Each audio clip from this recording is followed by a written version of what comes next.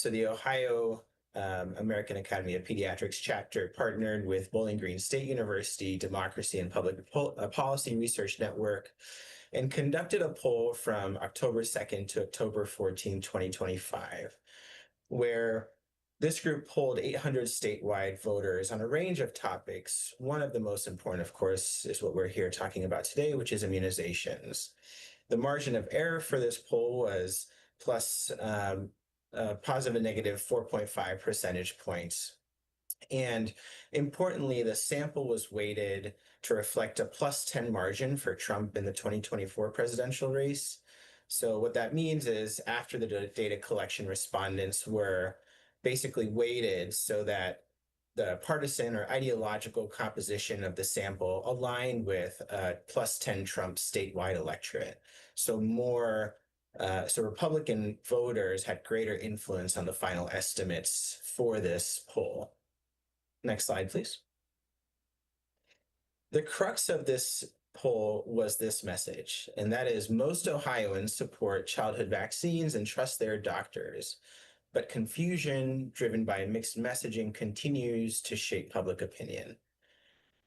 It's important to note, to highlight that vaccine hesitancy is not the norm and is often overplayed in multiple outlets, but rather childhood vaccinations for Ohioans has been and continues to be the norm, as Ohioans are concerned about the health of themselves, their families, and their communities and their kids. Next slide, please. 87% of Ohioans think that it's very important that parents get their kids vaccinated. Now, ultimately, nearly 9 in 10, this shows that nearly 9 in 10 Ohioans felt that it is important or very important for parents to vaccinate their kids. And this overall finding reflects broad agreement rather than division, with strong support observed even in a sample weighted towards Republican voters. Now, importantly, Democrats were more likely to say vaccines are important. But the bigger story is that even in a conservative weighted Ohio electorate, almost 90% of voters still agree that this is critical. In fact, only 3% of respondents thought that it wasn't important at all that their parents get their children vaccinated. Next slide, please. 86% of Ohioans think routine vaccinations are very safe or safe for most children. And importantly, routine vaccinations do not include the COVID-19 vaccine. And this was done again in October of 2025. So routine vaccinations were defined by the old CDC guidelines, not the new ones that just came out on January 6th. Next slide, please. 89% of respondents indicated that they were very confident or fairly confident that their pediatrician and family physician provided them with the information they needed to make informed decisions about vaccines. I think this is critical. Studies time and time again have shown that a strong provider recommendation, keyword recommendations, significantly boost patient acceptance of vaccines. Even in this age of social media, doctors remain the most credible source on vaccines by a wide margin. Only 2% of respondents were not confident at all that their pediatrician or family physician provided them with information they need to make informed decisions about vaccines. And Dr. Frank brought up a really important point, which is as a pediatrician, I routinely engage in shared decision making in all conversations with regards to vaccines.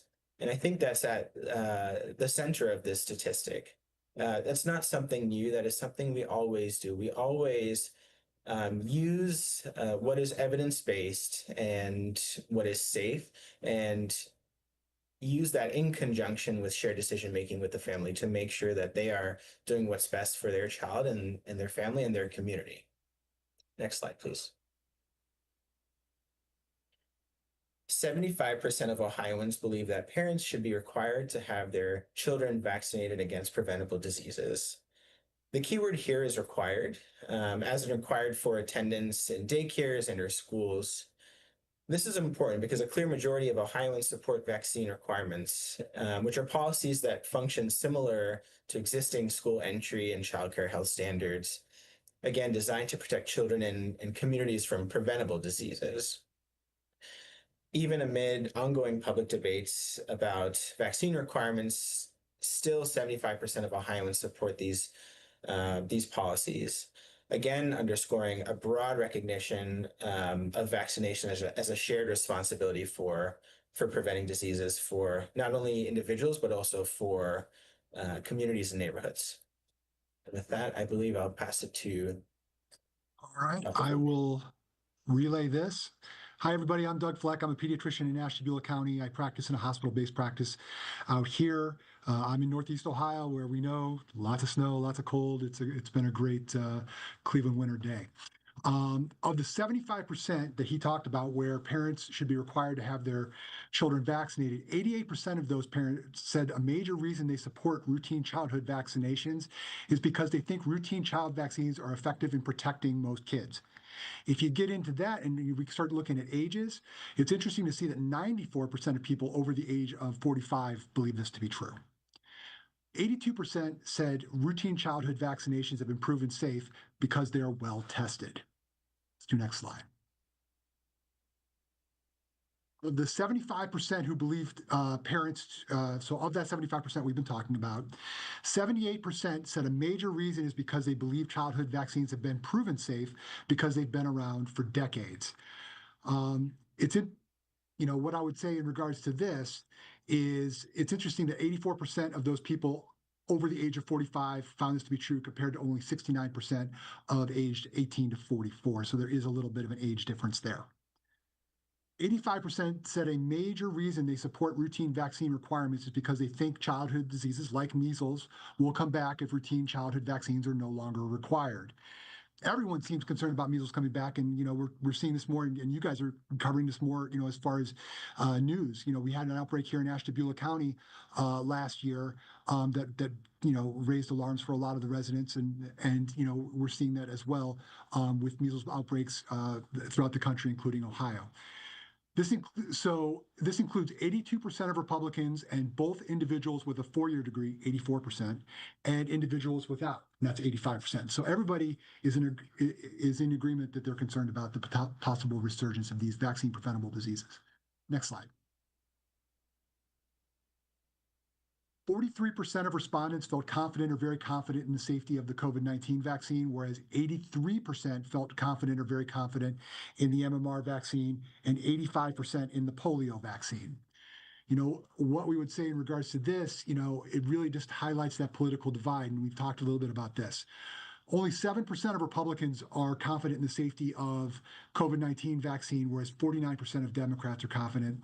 And we're seeing some differences along the political lines for MMR and polio as well. Republicans are only 48 and 53% confident in the safety of MMR and polio vaccines, respectively, whereas Democrats are 85% confident in the safety of MMR and 84% confident in the safety of the polio vaccine. So, this shows that there's skepticism for vaccine specifically we're talking about COVID, but it's not anti-vaccine across the board. So even though there are differences, that we still see confidence in these other vaccines. Next slide. 88% of Ohioans think that health insurers, including Medicaid, Medicare, should be required to pay for vaccines that individuals choose for themselves or family members. This is extremely important now, due to the recent CDC changes. If everyone agrees that a parent wants a vaccine for their child, they should not be paying out of pocket. The support for this remains high across political parties. So really, the issue is not vaccine access; it's less controversial than mandates. Let's do next slide. All right, 82% of Ohioans have heard about the benefits of vaccines for children. In comparison, only 55% of individuals have heard about the dangers of vaccines. Now, Dr. Frank said it very well. Vaccines are safe, they are effective. These dangers are often due to mis and disinformation, which is, you have misinformation on there, and whether it was an intent to deceive or an unintentional to deceive, that's the difference between mis and disinformation. Let's do next slide. 83% of Ohioans do not trust at all or slightly trust their social media feeds to provide reliable information about vaccines. I'm not going to lie, as a practicing pediatrician, sometimes I feel like this is a little bit higher. So it was great to hear that this was low. Only 5% of respondents completely trust or mostly trust their social media feeds to provide reliable information about vaccines. Social media platforms have high levels of both accurate information as well as misinformation. And we talked about disinformation. So it's hard to judge that credibility. So we know that those who primarily use social media for vaccine information are more likely to have misinformed views. All right. And I'll pass it off.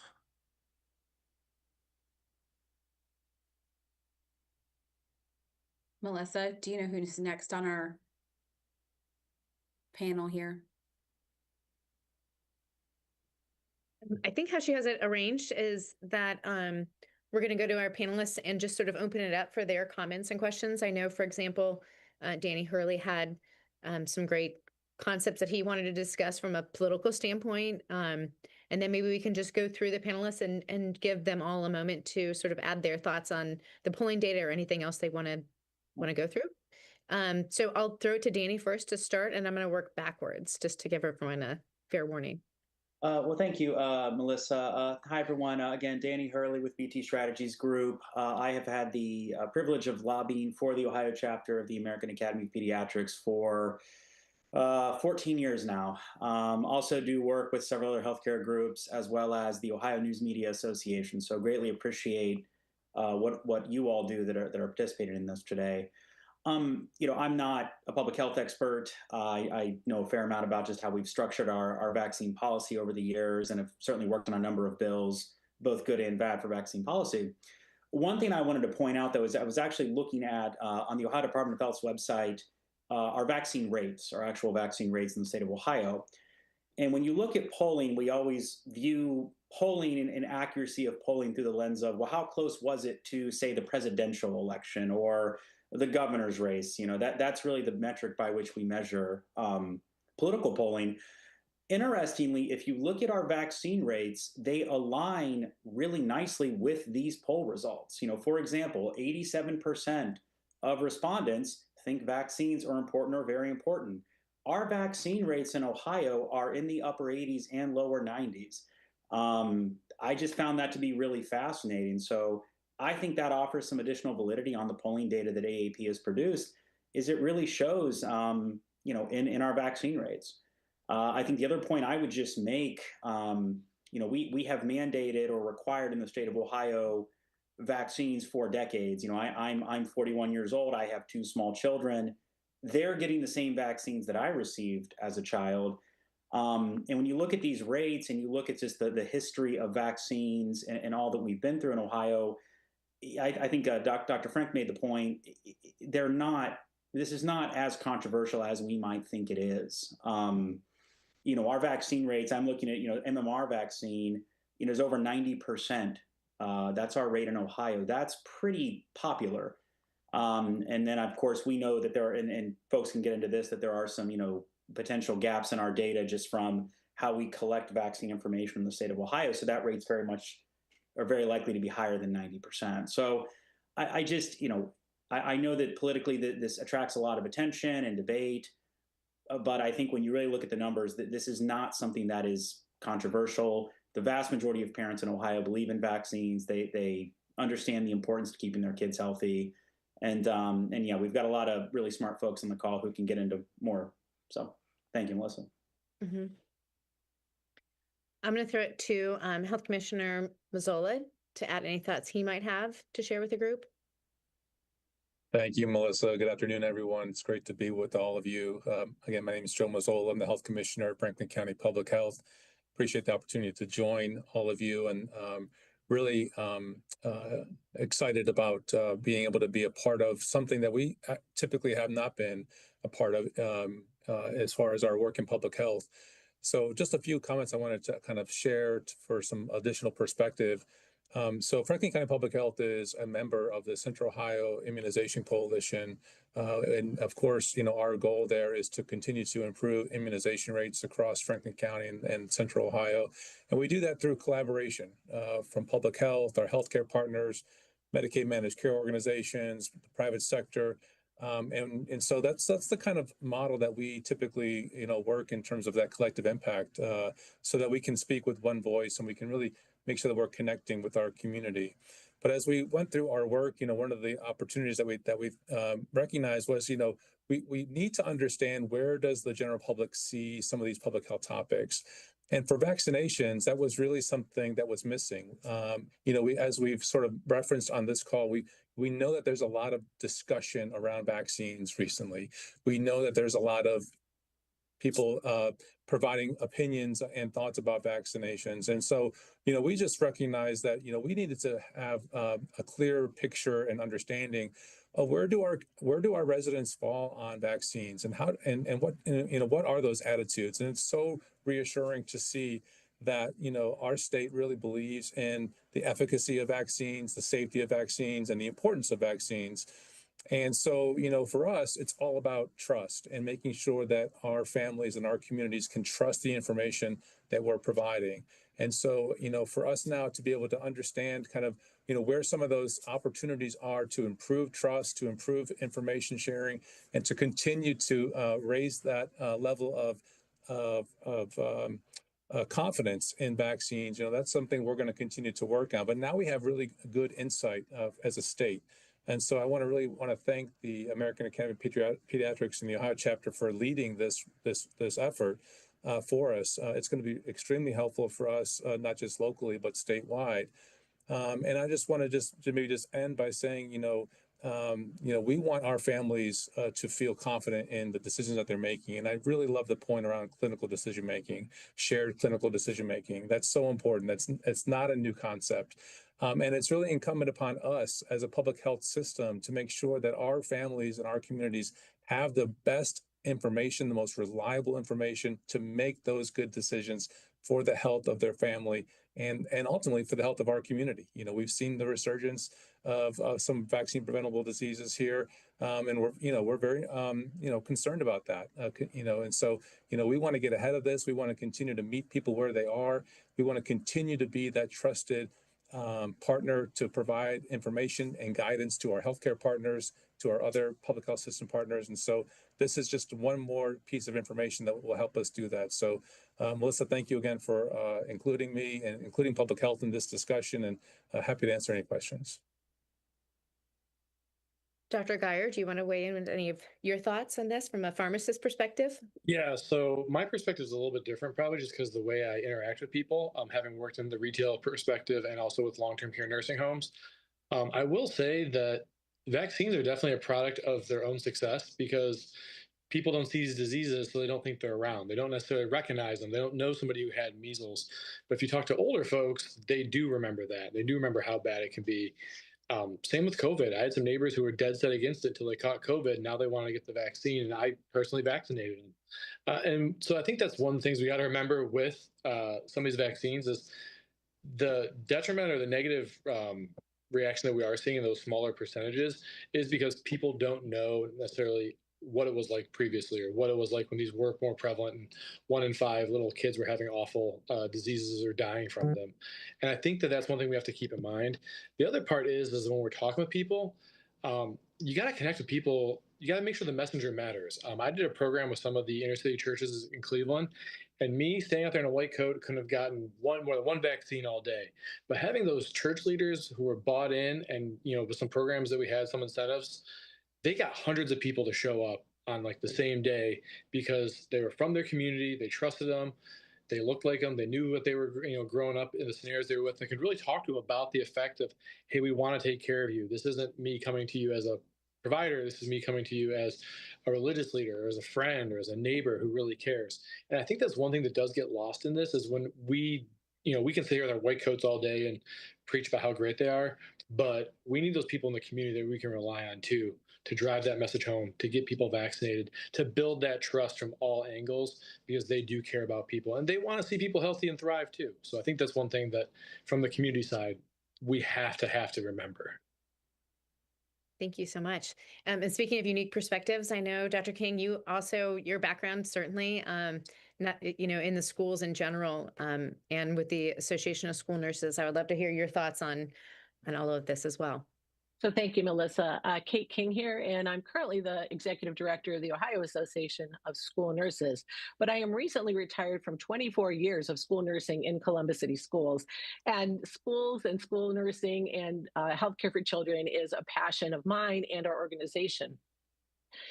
Part of our success with immunizing children is school nurses working tirelessly to get information out to parents, to inform parents about vaccines, what vaccines are mandated for schools, linking them to community resources and how to get them. School nurses kind of bridge that gap with the parents and our children in schools, pediatricians, and public health. We kind of pull all of that together when we're talking about schools. The new Gallup poll came out, and once again, nurses are at the top of the most trusted professions of any professions in the United States. And school nurses are no exceptions. Our parents trust us as school nurses to reach out to us, to give them the correct information, to help them connect. Eric, what you said about connecting with those people and one-on-one, I just have to tell you a quick story. Last year, when the measles were starting outbreaks, and I was at a middle school, and I looked at my list of kiddos who did not have a measles immunization because of whatever, religious or reasons of conscience. And I reached out myself to each and every parent of those children and talked to them about how I consider your children my children in a school. I'm looking at these measles, they're coming across the country. I'm worried about your children.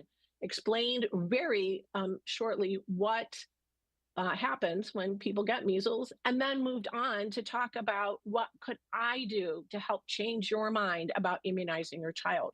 It was that one-on-one connection. And I'm going to say I had more than a 90% response of people agreeing to get vaccinated and a 75% response to getting vaccinated at the immunization clinic in our schools. So I do also want to say to journalists, the message out there, if parents have questions, of course, talk to your pediatrician or your healthcare provider.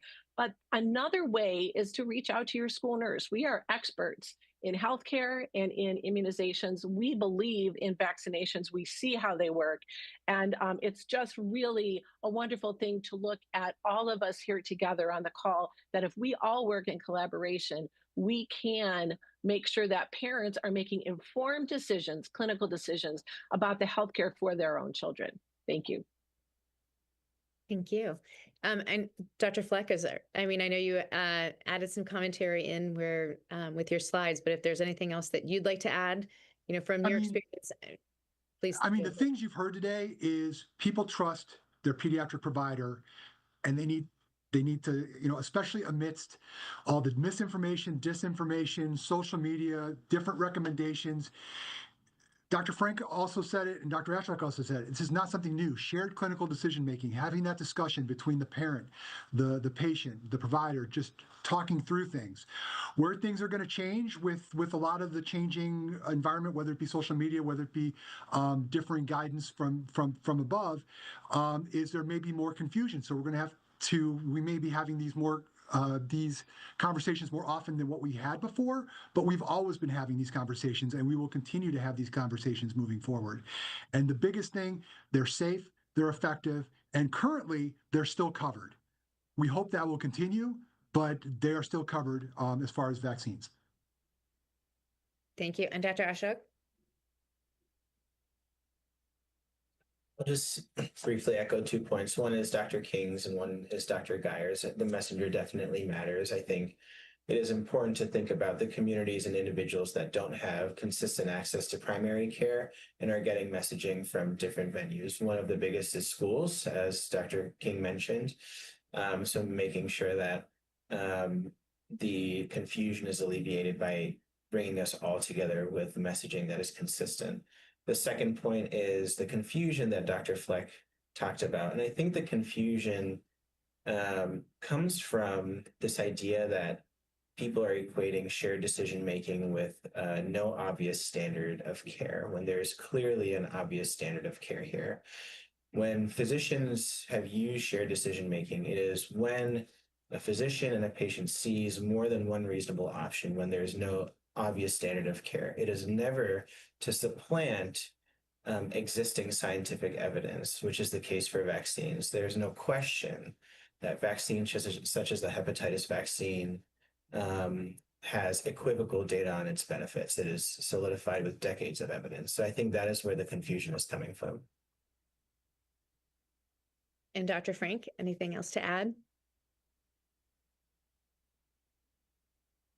No, I mean, I think the one thing is that I would take away is that, so a quote that I heard somebody say is that a death of 1,000,000 people is a statistic. A death of one person is a tragedy. And so sometimes people get focused on these big pictures and they forget that we're talking about individuals and we're talking about individual families and the importance of the family. And, you know, I believe firmly that parents want to do the right thing for their children and they want to keep their children healthy and happy.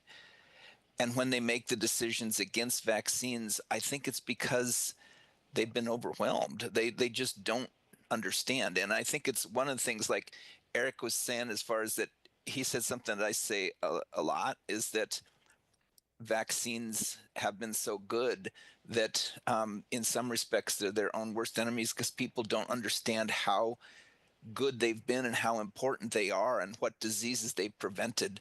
And going back to what I started with, of that 1 in 5 children died before their 5th birthday, I don't think any person in the United States could believe that's true, but it was true. And we don't want to go back there again. And to me, the death of one child that could have been saved because of getting vaccines is a tragedy. And I think that's what we have to remember. This is all about individual children, individual families, and it's a collective good. Couldn't have said it better. I don't know. Angela, I think the plan at this point is to try to open it up for some questions. Yes, we're willing to entertain questions from those of you who are on the line. So I believe you can come off mute, or you can post the question in the Q&A.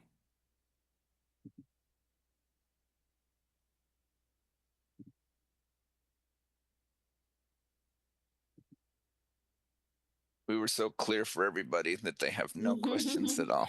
I think we're letting everybody have permission to ask questions now. So just hang tight. Hi, can anybody hear me? Yep, Jonathan, we can hear you. Okay, great. Hi, Ange, how are you? I'm great. How are you? Hey, I really appreciate you all getting together and talking about this. It's something that we've covered as a station for a while now. I want to relate to you what we have heard from some of our viewers and readers. You know, prior to this recent reduction in recommendations from the feds here, were there more and more vaccines recommended into the schedules? Because I think people were a little bit worried about the number of vaccines that were being recommended to them for their children. And then they also had, and I don't know if anybody can comment on this, they had some concerns about the profitability. That is this more about profits than vaccines that actually work? And I want to give you an opportunity to address that. I'll let somebody else go because they know I'm not shy. So, and that I could comment on the profitability. It's not a profitable enterprise. You know, what would be profitable is, you know, if we had sick kids coming in the office, but that nobody wants that. We want kids to be well, right? And, you know, for a lot of times for a pediatrician's office, we're barely scraping margins in regards to a lot of these vaccines, but they help. They help tremendously. You know, we've seen the more immediate one is the RSV monoclonal antibody that we started for all infants. You know, for me in my office, I can say this year I've seen dramatically less RSV, and that was something I saw all the time in the office, and we'd have babies, and sometimes those babies would be transferred to the hospital for whatever reason for bronchiolitis. And we're seeing that a lot less because we just started doing that over the last year or two. So, as far as there are arguments in regards to profitability, but really, no, we don't do that. We do that to keep kids well. And I think we've been pretty clear about that. I can actually speak on the pharmacy side of that. And I will say that because of some of the current reimbursement trends, vaccines probably are a little bit more profitable than some of the dispensing generics we've seen. But we've also seen pharmacy shut down left and right. So clearly, we don't have the greatest business model that's been going on in our state when it comes to some of the big chains and stuff like that.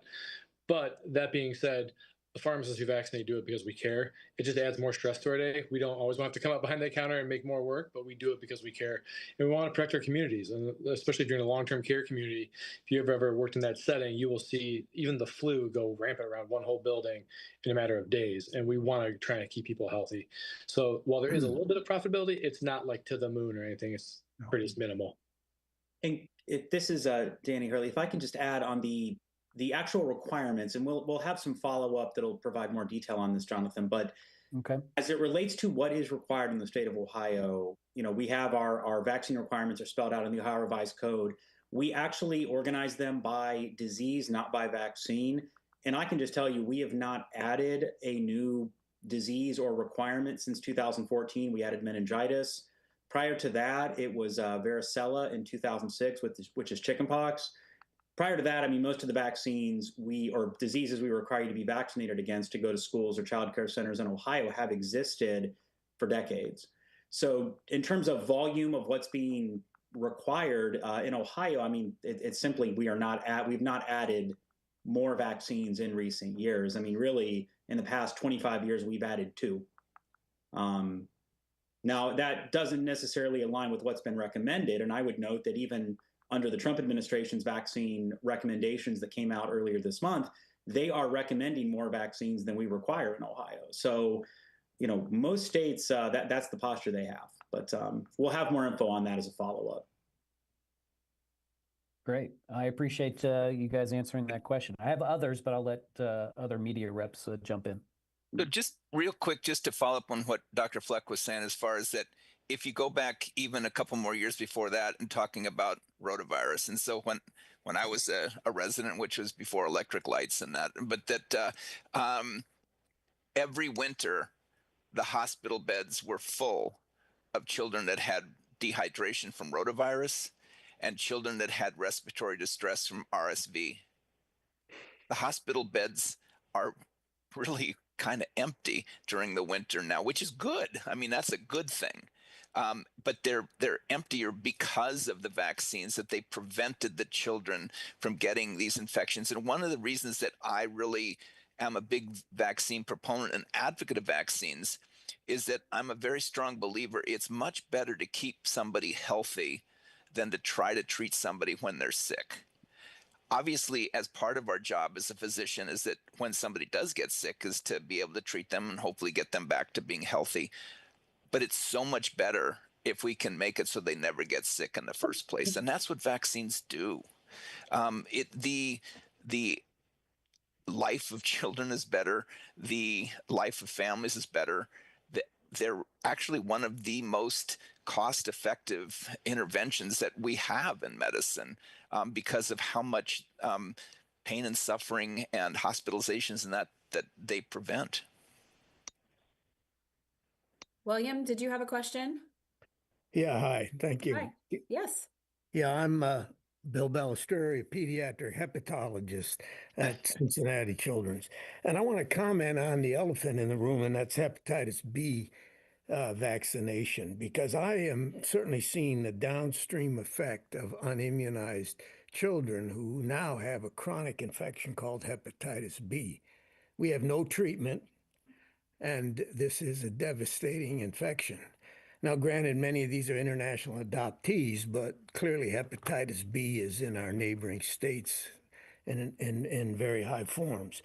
I also should comment on the quality of life of these individuals. It's not simply life and death. I know Dr. Frank has talked about the mortality decrease, but to have a chronic infection with hepatitis B has considerable health-related quality of life impact, both physical and social impact, stigma, discrimination, concern about transmission. And I will reemphasize, we do not have a treatment once these children acquire the disease, as Bob Frank mentioned. Thanks, Bill.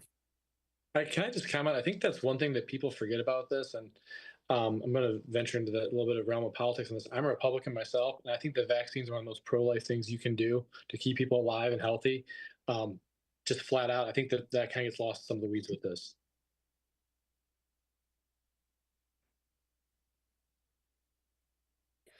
We had a question in the chat asking if we had breakdowns by where people live, urban, suburban, or rural, and we do not have that breakdown in the data that we collected. Breakdown for what? Oh, I mean about ideas? The poll. Oh. The poll, Dr. Frank. Yeah. I mean, I can tell you it's not from that poll, Andrew, but there is a slight difference, at least where we've looked at with HPV in rural areas compared to urban areas. There's been a slight decrease in uptake. It's not really clear to me what the exact reasons are, but there was a little bit of difference there for HPV, the human papillomavirus. Do you have other questions from the reporters on the line? Jonathan, go ahead. Okay. And again, I'm Jonathan Walsh from News 5 up in Cleveland. I should have identified myself prior. Some of our previous reporting, and it continues to be in effect, is that there are large groups of kids, we're talking elementary school kids, in the Cleveland area, but certainly in the Cleveland metro area, who aren't up to speed fully. They're not fully compliant with all the vaccines. Now, when I mention this to the Ohio Department of Health and say, hey, the state absolutely mandates this, but who's enforcing it? And the response I got, well, it's up to the school districts. And so my question to you, do you all worry that school districts are in charge of this when there is also a financial incentive to keep kids in school, even when they're not fully vaccinated, because that's how they get their funding? No, that doesn't bother me at all. I mean, the schools are going to do what's right by the kids, and they're going to they check. They're very, if anything, I think that these schools can be extremely conscientious of the word I'll use, as far as that, to say, well, I'm not sure that exactly this fits in, that they've been vaccinated enough, and that we'll call us to see, does this meet the requirement and that. So I've never had an experience where a school would do something to have a child in school because it increases their numbers. Never. Dr. King, do you have a perspective on this for us? I sure do. I would say that I know that different school districts implement the actual law in Ohio about mandated vaccines differently. However, I think that for the most part, those children are immunized. They may take a little bit longer in the school year to do it. Ohio law says that students have to be fully immunized 14 school days after the beginning of the school year or enrollment. I think that the key here, again, is that school districts also want children immunized. No school district wants an outbreak of measles where they're going to have children out of school for months at a time. School districts, and when they do hire school nurses, which is not the law in Ohio, but school nurses really do work hard to link parents with that. If school districts aren't following the exact dates of the law, they are working toward that at almost every step of the way. And again, schools are so important because when schools hold that carrot, I'm going to say, they work hard to link people with access to vaccines. I know, working in a school with many, many new Americans, students coming in from other countries, they are behind in many vaccines. That's what my experience is.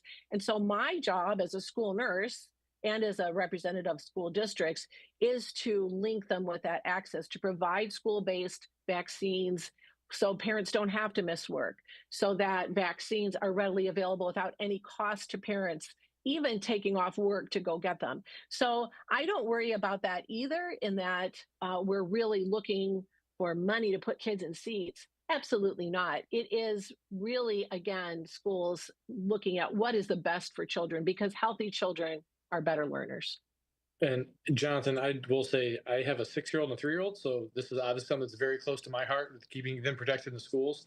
But I have seen a number of times where parents have gotten a letter and they've come to the pharmacy to get the kid vaccinated from insert whatever it is. And the parent is like, I didn't realize that, I missed that. Like, there was no pressure put on them. It was more that they didn't know. And so that was, eye-opening for them. But I've seen that, and they're a little confused sometimes, but I understand that it can be a lot coming at them. And if I could just add a quick comment, just want to acknowledge the incredible work that our school districts do every day to work with families and to keep our kids up to date on their vaccinations, and the role that public health plays. Here in Franklin County Public Health, we work with all of our school districts, our public and private schools, and we convene conference calls. We send out guidance and information to them. We do trainings and webinars, and I know that's happening across the state. So it's really a nice collaboration between our local health departments, our local school districts, and of course, making sure from a state perspective that we are staying in line with those requirements. And so, we don't want our school districts to be kind of left on an island here, and we want to make sure that we're providing them the supports that they need so that they can work and provide those resources for their families, whether it's getting into a public health clinic or getting them to a primary care appointment as well. So, but our school districts and our both public and private do an amazing job to make sure that their kids are staying up to date on their vaccines. Aaron, I saw that you were off mute. Did you have a question? Okay. Any other questions from the media in attendance?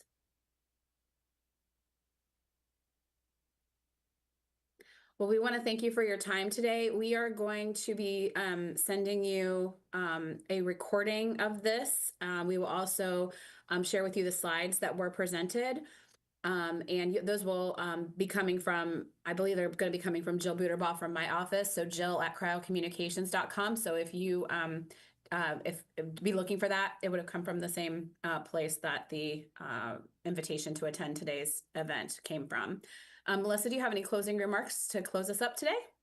The only thing I was going to add is if there are specific data points that you're looking for, you want to do a deeper dive. I mean, the data is broken out between gender. There's some other pieces around, who they voted for in the last presidential election and things like that. So if you want some of that more detail, please let us know, and we're happy to follow up on that. I know Lori put in here a quick slide about our advocacy day coming up. This will certainly be a big topic. We are hoping to do a deeper dive with this information with legislators and their staff, along with, the Department of Health and others, just so that they fully understand sort of public perception and really getting to, what is really the public perception versus, what are they seeing, sometimes on social media or online. It's confusing. And we want to reassure people that, as you heard today, vaccines are safe, vaccines are effective. If you have concerns and questions, talk to your physician, talk to your pharmacist, talk to your school nurse, talk to someone in public health. All these people are there to answer these questions. But, for those parents and families who are vaccinating, great job. And you're doing what the majority of us are doing. So, I think that, again, is something that can be confusing when you read things online, and your perception might be altered a little bit about what the reality is in terms of people's opinions about vaccinations. So we will be talking a lot more about that at our advocacy day, as well as talking about some of the legislation that's currently being proposed that we're not in support of, and again, just trying to use this data and other information to give people the facts and the reality and the truth behind immunizations. We want to thank all of our panelists today, our experts. We have some amazing people who gave their time to do this, so we really appreciate you all. And again, if you have questions, you should have an email invitation that has our contact information, and you can get in touch with us, and we can provide you with more details on any of the additional questions you may have as you're reviewing this information. So thanks for being here today. We appreciate you. Bye-bye. Yeah. Thanks for answering our questions. Thank you. Absolutely. Anytime.